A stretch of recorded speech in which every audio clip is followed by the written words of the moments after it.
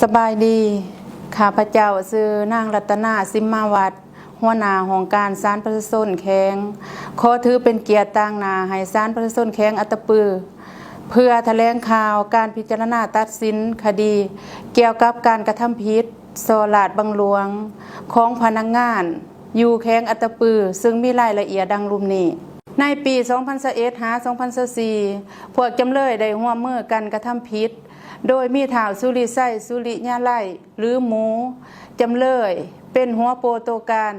ในการสลัดบังหลวงในจำนวนเงิน8บ่วงของแข้งอัตตปือมีเงินจำนวนทั้งหมดคือจำนวน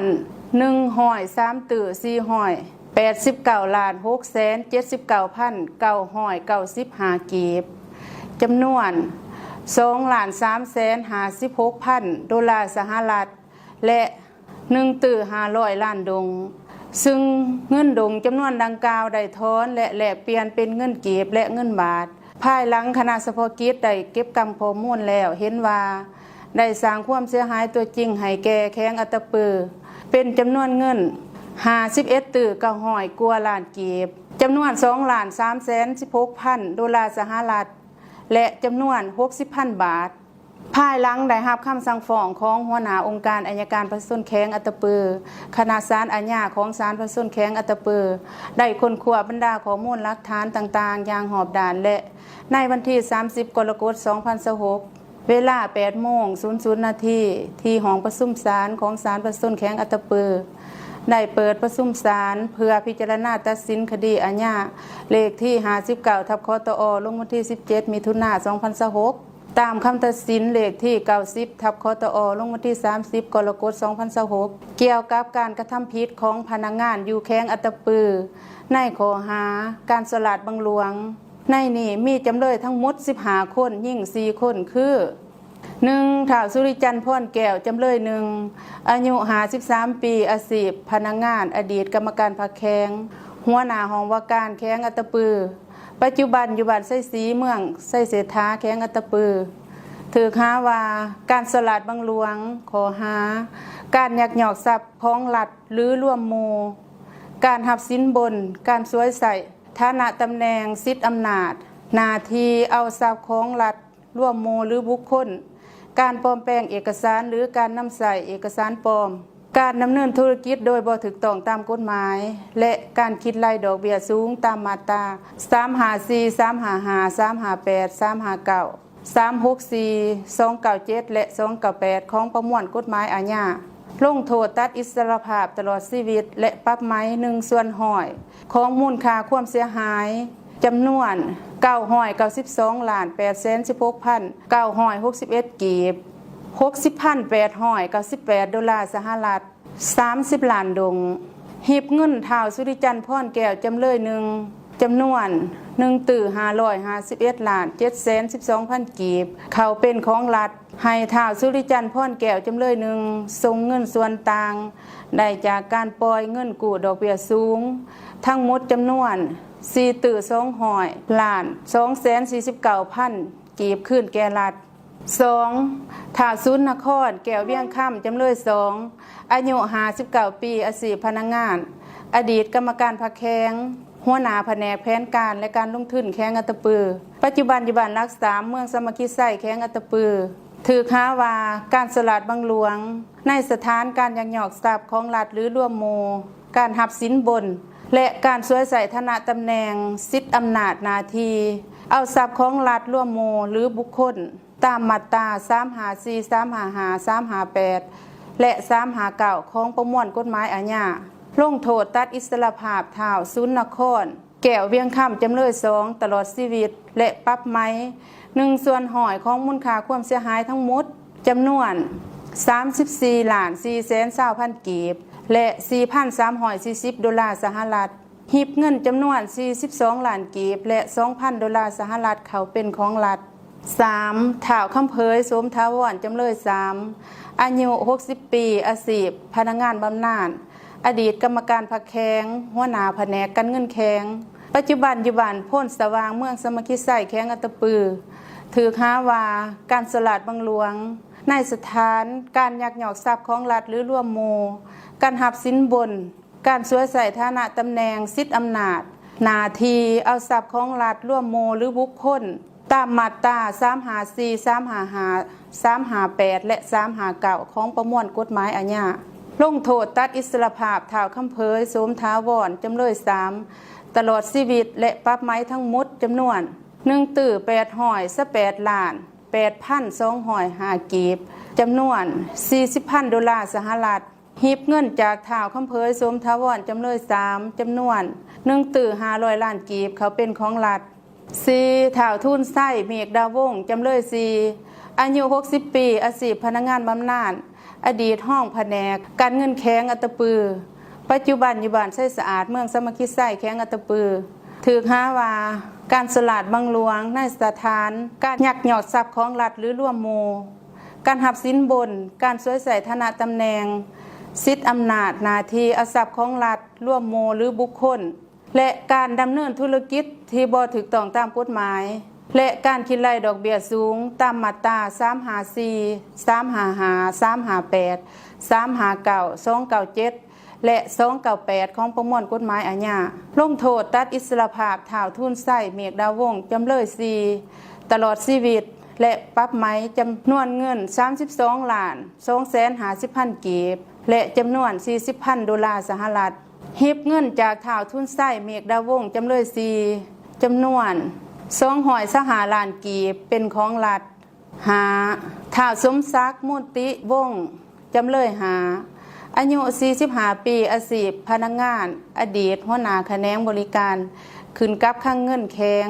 ปัจจุบันอยู่บ้านเวิ้นแค้นเมืองสมคิดไส้แข้งอัตปือถือหาว่าการสลาดบังหลวงในสถานการยักยอกทรัพย์ของรัฐหรือร่วมโมการหับสินบนการสวยใส่ฐานะตำแหน่งสิทธิอำนาจหน้าที่เอาทรัพย์ของรัฐร่วมโมหรือบุคคลการฟอกเงินตามมาตรา354 355 358 359และ130ของประมวลกฎหมายอาญาลงโทษตัดอิสรภาพท้าวสมศักดิ์มุติวงศ์จำเลยตลอดชีวิตและปรับไหมทั้งหมด2,579 ล้าน 85,241 กีบและจำนวน 46,320 ดอลลาร์สหรัฐหีบเงินจากท้าวสมศักดิ์มุติวงศ์จำเลยจำนวน977 ล้าน 200,000 กีบเป็นของรัฐท้าวอินปงศรีลาวิกรจำเลย6อายุ38 ปีอาชีพพนักงานอดีตวิศการแขนงบริการขึ้นกับข้างเงินประจำแข็งปัจจุบันอยู่บ้านสมโขดเมืองไส้เศรษฐาแข็งอัตปือถือหาว่าการสลาดบังหลวงในสถานการยักยอกทรัพย์ของรัฐหรือร่วมโมการหับสินบนและการสวยใส่ฐานะตำแหน่งสิทธิอำนาจหน้าที่เอาทรัพย์ของรัฐร่วมโมหรือบุคคลตามมาตรา354 355 358และ359ของประมวลกฎหมายอาญาลงโทษตัดอิสรภาพท้าวอินปงศรีลาวิกรจำเลย6ตลอดชีวิตและปรับไหมทั้งหมดจำนวน33 ล้าน 989,750 กีบและจำนวน 46,320 ดอลลาร์สหรัฐหีบเงินจากท้าวอินปงศรีลาวิกรจำเลย6จำนวน130 ล้านกีบเป็นของรัฐ7ท้าวสุริไส้สุริญาไลหรือหมูจำเลย7อายุ37 ปีอาชีพพนักงานอดีตห้องแขนงคนครัวสังร่วมขึ้นกับห้องว่าการแข็งปัจจุบันอยู่บ้านรักษาเมืองสมคิดไส้แข็งอัตปือถือหาว่าการสลาดบังหลวงในสถานการยักยอกทรัพย์ของรัฐหรือร่วมโมการให้สินบนการสวยใส่ฐานะตำแหน่งสิทธิอำนาจหน้าที่เอาทรัพย์ของรัฐร่วมโมหรือบุคคลการปลอมแปลงเอกสารหรือการนำใส่เอกสารปลอมการลินการพนันที่ต้องห้ามและการฟอกเงินตามมาตรา354 355 357 359 364 141และ130ของประมวลกฎหมายอาญาลงโทษตัดอิสรภาพท้าวสุริไส้สุริญาไลจำเลย7ตลอดชีวิตและปรับไหมทั้งหมดจำนวน459 ล้าน 996,813 ล้านกีบจำนวน 70,198 ดอลลาร์สหรัฐและจำนวน45 ล้านดง8ท้าวอุทธลีสิงห์ธรรมวงศ์จำเลย8 อายุ 43 ปี อาชีพพนักงาน อดีตหัวหน้าแขนงบริหารขึ้นกับห้องว่าการแข็งปัจจุบันอยู่บ้านรักษาเมืองสามัคคีไส้แข็งอัตตปือ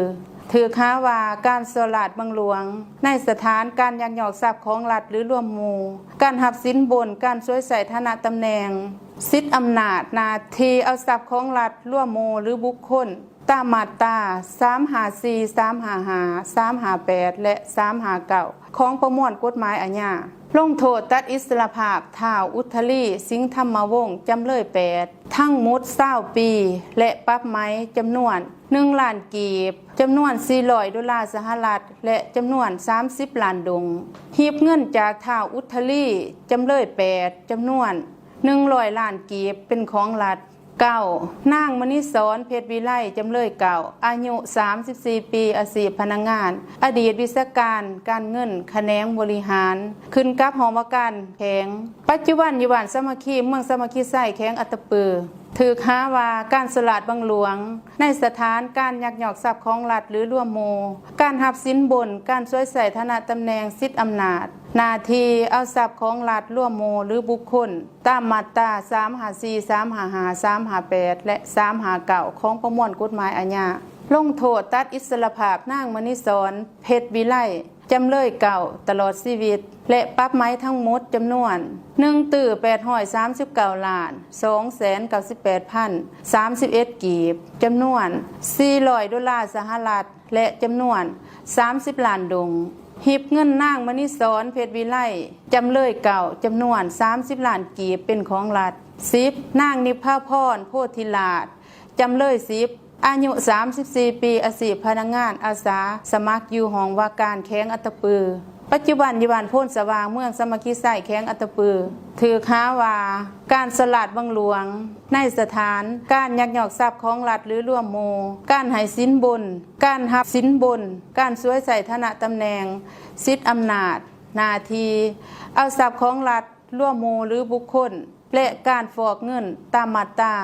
354 355 357 358 359และ130ของประมวลกฎหมายอาญาลงโทษตัดอิสรภาพนางนิพาพรโพธิลาภจำเลย10ตลอดชีวิตและปรับไหมทั้งหมดจำนวน353 ล้าน579,750 กีบและ47,520 สหรัฐ11ท้าวแก้วผู้ทอนวิรธรรมจำเลย11อายุ47 ปีอาชีพพนักงานอดีตห้องแขนงจัดตั้งบริหารขึ้นกับแผนกการเงินแข็งปัจจุบันอยู่บ้านวงสัมพันธ์เมืองผู้วงแข็งอัตตปือถือค้าว่าการสลาดเมืองหลวงในสถานการยักยอกทรัพย์ของรัฐหรือร่วมหมู่การหับสินบนการช่วยใส่ฐานะตำแหน่งสิทธิอำนาจหน้าที่เอาทรัพย์ของรัฐร่วมหมู่หรือบุคคลตามมาตรา354 355 358และ359ของประมวลกฎหมายอาญาลงโทษตัดอิสรภาพท้าวแก้วผู้ทอนวิรธรรมจำเลย16 ปี6 เดือนและปรับไหมจำนวน8,883,770 กีบหีบเงินท้าวแก้วผู้ทอนวิรธรรมจำเลย11ที่ได้จากการหับสินบนจำนวน888,377,000 กีบเป็นของรัฐ12ท้าวสุขสวรรค์บุญพันธ์จำเลย12อายุ55 ปีอาชีพพนักงานอดีตห้องหัวหน้าข้างเงินประจำแข็งปัจจุบันอยู่บ้านเมืองใหม่เมืองสามัคคีไส้แข็งอัตตปือถือค้าว่าการสลาดบังหลวงในสถานการยักยอกทรัพย์ของรัฐหรือร่วมหมู่การหับสินบนการช่วยใส่ฐานะตำแหน่งสิทธิอำนาจหน้าที่เอาทรัพย์ของรัฐร่วมหมู่หรือบุคคลตามมาตรา354 355 358และ359ของประมวลกฎหมายอาญา